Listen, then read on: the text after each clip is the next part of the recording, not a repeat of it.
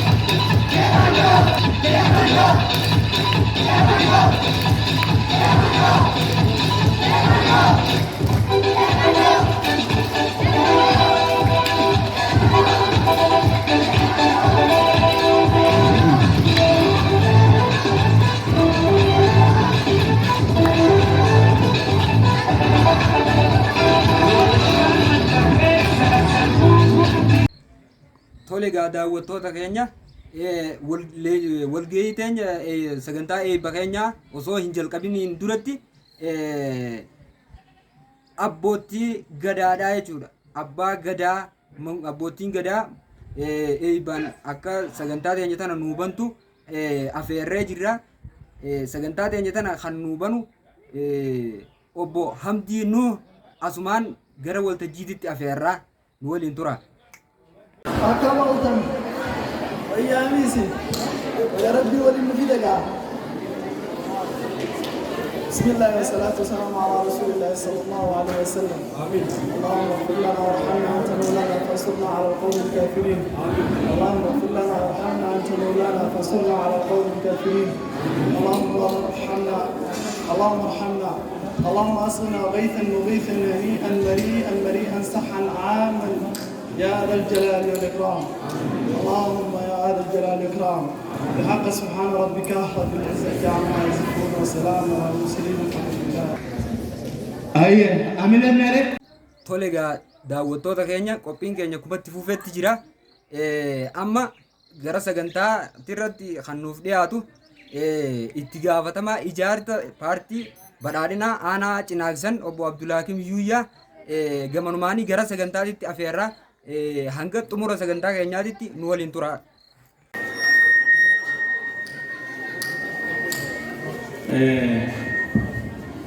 Tole duraan dursee galatoomaan isin jechuu barbaada. Itti aansee yaa'u naafeeru keessaniif galatooma. Inni tokkoffaan wanni beekuu qabdan ispoortii jechuun maal akka ta'e ni beektu.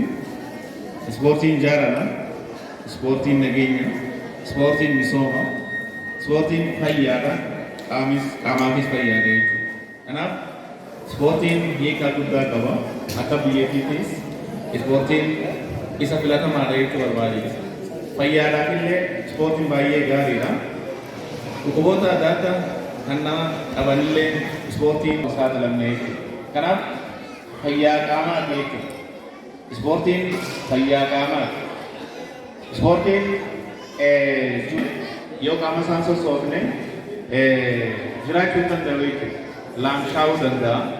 Seeliin isaa seeliin dhiigaa boodulleen laamshaa'uu danda'a waan ta'eef ispoortiin filatamaadha. Baay'ee murteessaadha waan jiru isinii kaasuuf barbaade.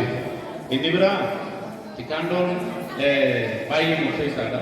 Teekwandoon manyaanaa Cinaaksan har'a dhugaa hamilee baay'ee natti tolee jira. Ijoolleen haasawa dhaaba. Sagalee dhaaba.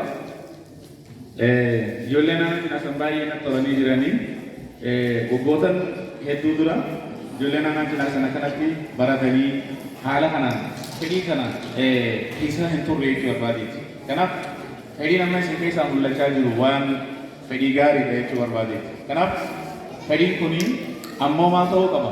Fedhii amma yeroodhaaf jalqabaniituma akkanumatti kutuu osoo hin taane wal faana xumuruun baay'ee murteessaadha jechuudha. Maaliif ispoortiin waa hedduu barbaachisa. Waa hedduu barbaachisa. Ispoortiin maal akka barbaachisu xiqqollee isinii kaasuun barbaada jechuudha. Maaliif ispoortiin seera of keessaa qabdi. Namni yeroo kilaasii keessa jiru yeroo tireeningii geggeessu jechuudha. Ulaagaa of keessaa qabuutu jira jechuudha. Kan nama san irraa eegamu jechuudha. Maal akka ta'e siinitu tuquun yaala.